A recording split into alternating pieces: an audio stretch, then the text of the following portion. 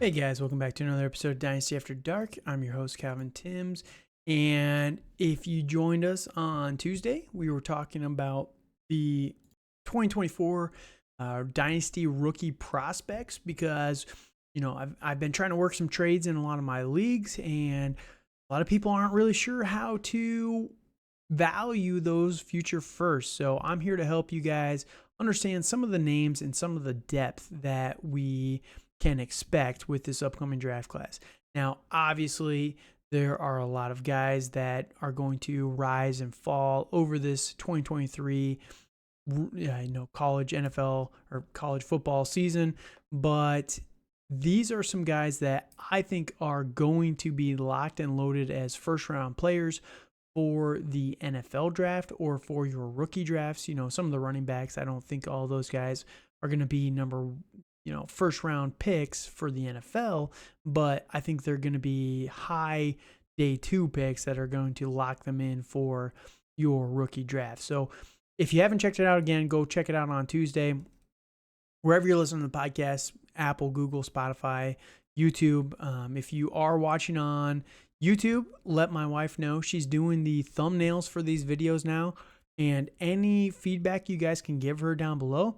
If you like what she's doing or if you want to see a different type of style, just let me know, and I'd be happy to pass that feedback on to her. But man, these things look great.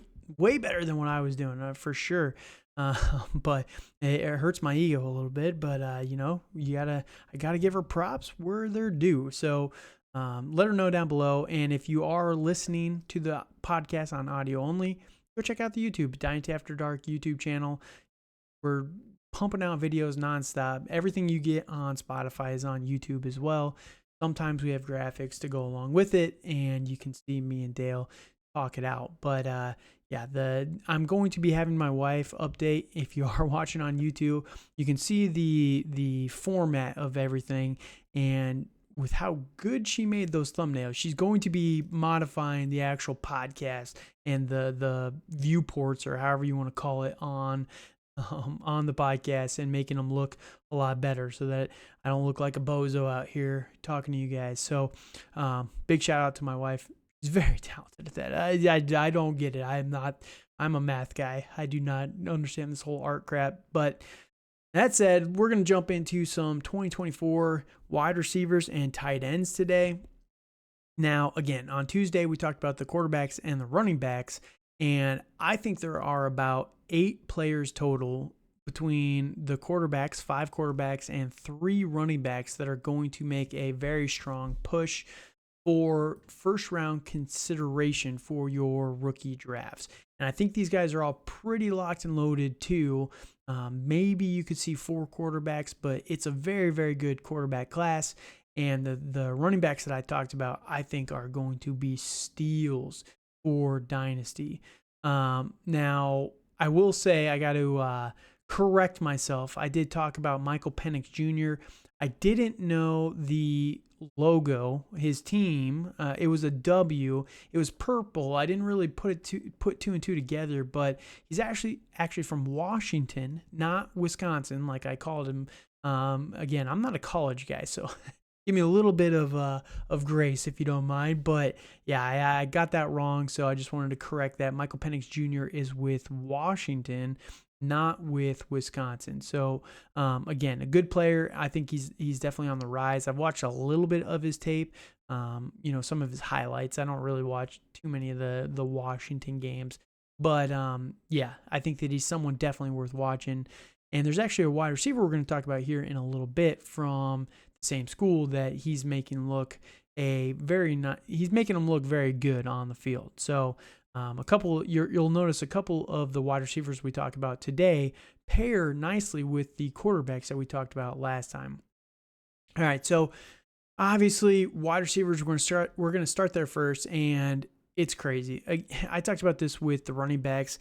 Ohio State, man, they've just been a talent magnet, and it's crazy because for many years, most of my football, adult football life, where I've actually paid a lot of attention to football. You always watch it as a kid, but you're not as in depth with all the players and everything. But for many years, Alabama was the number one dog in terms of just talent. They always had guys that were coming out. They were the best of the best for years. They were the cream of the crop in terms of recruiting. Well, it seems like Ohio State has taken the cake in that department for a couple years now, because there's not even an Alabama player in the top 10 worth mentioning, in my opinion, here at wide receiver, and that's crazy. I mean, Jahmyr Gibbs came out as the number 2 back this year, but man, it's just Ohio State is constantly putting out amazing players. Amazing wide receivers year in and year out. They are wide receiver U right now. It is crazy how every single year they're able to pump out these guys. And number 1 and number 2 on this board are Marvin Harrison Jr., yes, the son of the Hall of Famer Marvin Harrison. And this dude is by and far away the number 1 prospect at wide receiver this year. It's not even close between him and the next couple of guys. Like, I like the next guys, and it's not even a competition. These guys, Marvin Harrison Jr. is just so freaking good. It is wild. Now, 6'4", 205, projected to run a 4.6 40 already, but he's not that fast. He's not that fast. Who cares? He's going to be amazing. He's a possession wide receiver. He's not going to be your deep threat guy. But my goodness, this guy is going to be the number 1 off the board. It's going to be really interesting to see where he ultimately falls, because again, if you go back to the running back rankings and the quarterback rankings, Caleb Williams is locked and loaded the number 1 overall pick. Drake May, I could see being the number 2. I think that Braylon Allen at running back is going to make a very strong push to be the number 1 guy. But then you also have the teammate here of Marvin Harrison Jr., Trayvon Henderson, and Raheem Sanders is another guy to watch out there.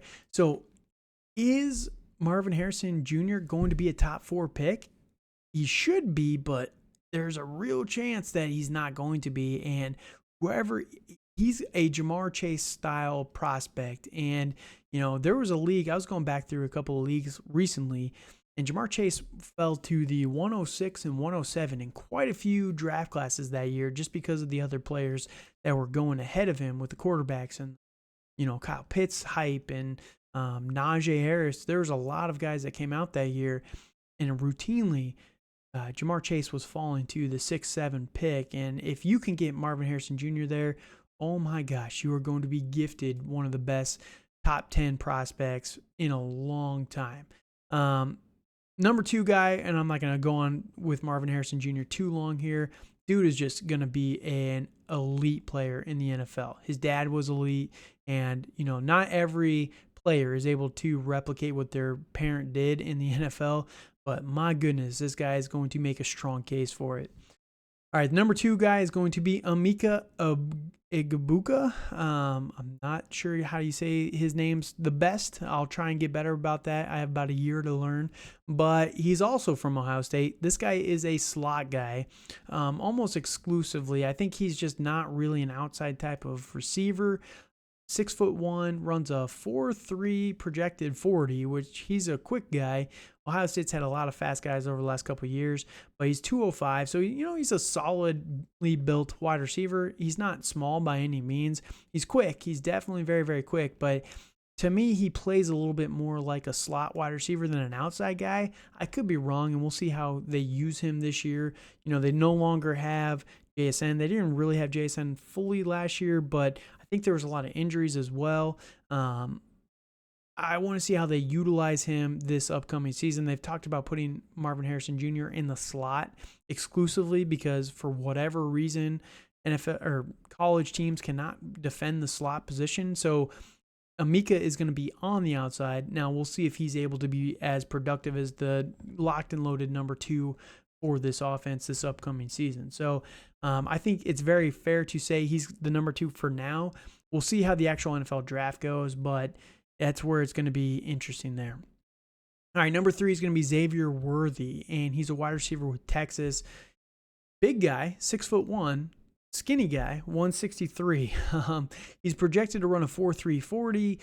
He's more of a deep threat. He's not he's not really he's not a slot wide receiver. We'll put it that way. He's kind of someone you want to get him in space, and he can make a lot of moves and do a lot of damage that way. But this is where it's interesting, right? So number 4 and number 5 for me. So 3, 4, 5 here. Xavier Worthy from Texas. Number 4 is going to be Rome Odunze from not Wisconsin, just Washington. He's Michael Penix's number 1 guy. And then number 5 is going to be Troy Franklin out of Oregon. And if you go back to the quarterback rankings, at number 3, we had Michael Penix Jr. from Wisconsin. Goodness, I'm gonna get this right eventually. From Washington. We had Quinnen Ewers at number 4 from Texas, and we had Bo Nix from Oregon at number 5. Well, these are their number 1 wide receivers. So these guys are, it's kind of a cohesive relationship there. Rome Odunze, he's 6'3", 201, so he's a little bit of a larger bodied wide receiver. He's very good at the deep ball. He's good at tracking. I don't know if he's necessarily going to be the best fantasy option, though. We'll see how the NFL draft values him, and we'll see what he can do. Again, Michael Penix is set up to produce very well this upcoming season, but it's not a complete lock there. And again, Troy Franklin, he's a smaller guy. He's kind of like a Josh Downs type of player. 6'3", though. He's very tall, but only 180, and that's kind of concerning. You want to get a little bit more weight on him there. He's again, a very good deep ball type of wide receiver. There's a lot of speed in this upcoming draft class, which is great to see. This last draft class, there was not a lot of size. These guys are all big. I mean, you go through the top 5 here: 6'4", 6'1", 6'1", 6'3", 6'3", 6'7", for Johnny Wilson. He's a big dude, but this last draft class, Josh Downs and Zay Flowers and a lot of these guys, 5'8", 5'9", 5'10", they were small. They were quick, but they're small. These guys have size on them. They just don't really have the weight component as well. So we'll see if they're able to fill out a little bit more. And again, these guys are kids for the most part, going into their junior years, a lot of them. There's a very real possibility that they can bulk up and put on a lot of muscle as well. They could easily, Rome Odunze, he's 201 right now. He could walk into the combine at 216, 217, and no one would even question it whatsoever. Troy Franklin, he's 180. He could walk into the combine at 195 pretty easily with that frame. And again, then nobody's questioning that size whatsoever. So I'm not taking too much stock in the weight just yet. More the height is what I'm kind of looking at there, and the production as well. Another guy that I wanted to talk about too quickly was Malik Nabers. I think this guy's going to be a stud out of LSU. Everyone was kind of really excited about Kayshon Boutte until he didn't produce this last year, and then he had all the off-the-field stuff, and he didn't have the best combine and draft capital and all that stuff combined. Well, Malik Nabers is someone that was also on LSU, and this guy is good. I think I'm going to be early on this guy to have him as one of my best wide receivers. I like what I've seen out of this kid, and I saw him a little bit watching Kayshon Boutte tape, but dude, I think this guy is going to be a stud. So just another name to watch there. And there's a lot of guys that are on this list as well, but I will say the number one thing that I'm seeing so far with all of the guys on this list, they're all above 6 foot. They're all 6 foot plus, 6'1", 6'2", 6'3", up to 6'7" for Johnny Wilson. So, he's a massive man, 235 pounds. But I think that 235, and he's projected around a 4.40. That dude can fly. He's a Mapletron 2.0 here. But yeah, I think that this upcoming draft class is going to be interesting. I don't know if there's not going to be a ton of studs outside of Marvin Harrison Jr. I think the next tier of guys people are going to be a little bit more down on this wide receiver class, but I could definitely see the NFL liking these guys a lot more after this upcoming draft class or this upcoming college season. So again, Malik Nabers is a name to get on your list early, and I'm going to be on him like white on rice here this upcoming this upcoming season and just see what I can see from him, because he's someone, again, who is very interesting to me. All right, now switching over to the tight end position, and this is where it's a little interesting. It's hard to say this early in time, but the obvious number one guy here is going to be Brock Bowers out of Georgia. 230 pounds, 6'4", and this guy has been the number one tight end prospect for about 3 years now. Dude's a stud, and I'm excited to see how high the NFL is going to take him after the Kyle Pitts experiment. Everyone that's down on Kyle Pitts forgets that he did have over 1,000 yards in his rookie season, but Matt Ryan just cannot throw a touchdown in the red zone. That's just always been his fatal flaw. Like, look at Julio Jones. Matt Ryan he's one of the best wide receivers of all time, Julio Jones. Matt Ryan was not able to hit him in the red zone to save his life. It was ridiculous. So everyone's saying, oh, Kyle Pitts only had one touchdown his rookie year. Yeah, but he had over 1,000 yards. Who cares? He's very productive. He was on track for that last year too, before the injury. Brock Bowers is going to be a stud, and this upcoming season, he's going to be a little bit more on his own in that offense without Darnell Washington. So we'll see what he can do, but I like the ability here quite a bit. All right, now number 2,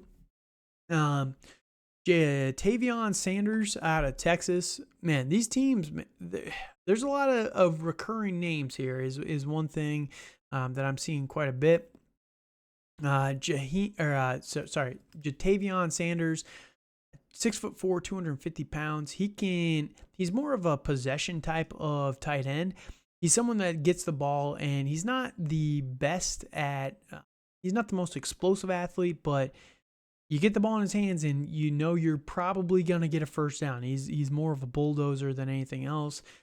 So just a name to watch. And again, tied to Quinn Ewers. So if you're watching Quinn Ewers and you're watching Texas, or even Archie Manning this upcoming season, whoever ends up getting the starter there, you're going to see a lot of Jatavion Sanders, I believe, on the field there. Number 3 is going to be Jaheim Bell out of Florida State. Their logo always throws me off. I don't know why. But Florida State, 6'3", 232. This guy's he's got good vision. He's more of an explosive weapon. You get him the ball in space, and he's very good. He's not the best blocker, but he's solid enough. He's good on run blocking, not the best as a pass blocker, but somebody worth watching. Again, I don't really know if any of these guys are going to be first-round picks outside of Brock Bowers, but just a couple names to keep in mind as we're moving along here. A couple other guys here, and we're not going to go through this whole list of guys, but the number 4 guy, Cade Stover, out of he's a little bit more of a, I guess he's transitioned. So we're going to take him off the list. He's transitioned to linebacker and edge. You Ohio State fans can fact check me on that. So we'll skip over him. Maybe he transitioned from edge to tight end, which is a little bit more interesting. Michael Trigg out of Ole Miss, 6'3", 240. This guy is a contested catch monster. He does not care if there's a defender on him. He will bust through. From what I've actually seen, I watched a couple of his highlights before this podcast, and this dude just does not care. You are in range of him. Think of prime Leonard Fournette, his rookie year with Jacksonville, where he was inviting hits on him back when he still had the athleticism to kind of do that at the NFL level. That's what Michael Trigg looks like with Ole Miss here, and he just does not care whatsoever. The last guy I want to talk about here is Erick All, tight end from Iowa. Iowa has been the tight end university for a while now. Look at Sam Laporta. This guy is 6'5", 255 pounds, projected to run a 4.8 40, so the dude can move. He's very, very reliable. He's got, he's more of a Michael Mayer type of prospect, even a Sam Laporta. He's not a game breaker. He's not the fastest type of guy. He's not someone you want to get the ball on the outside and he's going to just beat everybody down with his speed. But he's a very reliable over the middle type of guy. good pass block or good blocker in general because it's Iowa. They know how to teach these tight ends to prepare them for the NFL. And whatever Iowa's been doing the last couple years, it's working. These guys are the tight ends you want to invest in for fantasy football because they just know how to prep these guys for the actual NFL. So Erick All is the last guy I want to talk about here. Again, there's going to be more guys that come and go over time, but if there's anybody that I've missed, again, let me know down in the comments. Shoot me a comment on Twitter. You can find me over on Twitter at TDC_Calvin. Find my co-host Dale on Twitter at Dynasty_Dale. He will be back next week. Just wanted to get these names out there. Again, just trying to help you guys value the 2024 draft picks. And quickly, just recapping. So 5 quarterbacks I could see as first round Dynasty picks. You got 3 running backs. I think ultimately you're going to have 1 tight end in Brock Bowers. He's Kyle Pitts, man. He's going to be it's the Kyle Pitts syndrome all over again. How high are you willing to take this guy who is going to be a monster for the NFL? This guy is legitimately one of the best tight end prospects that's come out in a long time. And, I do believe that. So that puts us up to 9. How many wide receivers do you think go in the first round? At least 1 with Marvin Harrison Jr. I think Emeka Egbuka, he could definitely make a case for it. Xavier Worthy, Troy Franklin, again, Malik Nabers, the sleeper of these guys, Rome Odunze. So there's 4, 5, 6 guys right there that I think have the potential to be first round NFL draft picks and then also your rookie picks. So I think the 2024 draft class has a lot of potential value and a lot of depth. And again, if you're in rebuild, make sure you're investing in those picks and go get them as quickly and as many and as highly as you possibly can, because I think there's going to be a lot of talent and there's a lot of premier talent at the top half of the draft. I think you're talking about 8 players guaranteed that are going to be extreme contributors for fantasy football for a long time. And then another group of 5, 6, 7 guys that are potentially those elite guys as well. So very good draft class in 2024.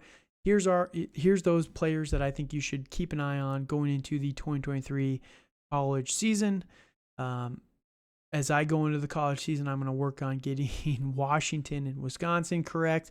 But yeah, again, let me know if there's anybody that I miss down below in the comments. Helps with the algorithm. Tell the podcast to one of your friends. Share the knowledge, man. I know it's great to keep this to yourself. Oh, now you know how to value all those 2024 first round picks, but help me out, man. Help me because I'm helping you. Please, just tell the podcast to one of your friends. So thank you guys again for joining us. Hit us up on Twitter. And until next time, have a good night.